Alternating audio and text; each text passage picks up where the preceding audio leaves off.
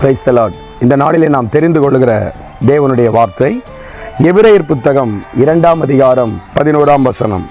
எப்படியெனில் பரிசுத்தம் செய்கிறவரும் பரிசுத்தம் செய்யப்படுகிறவர்களும் ஆகிய யாவரும் ஒருவராலே உண்டாயிருக்கிறார்கள்.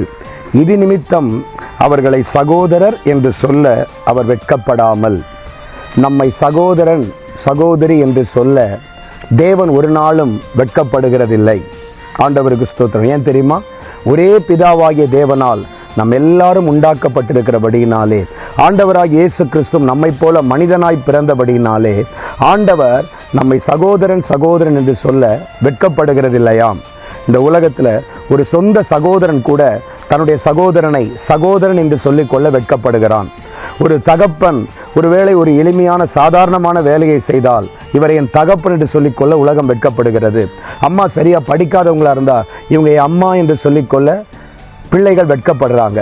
ஆனால் நாம் பாவிகளாக இருக்கும் பொழுதே, நாம் ஆண்டவருக்கு தகுதியானவர்களாக இல்லாத இருக்கும்போதே ஆண்டவர் நம்மளை சகோதரன் சகோதரி என்று சொல்லி பெருமைப்படுகிறார். நீங்கள் கர்த்தருடைய உறவாக இருக்கிறீர்கள். God bless you.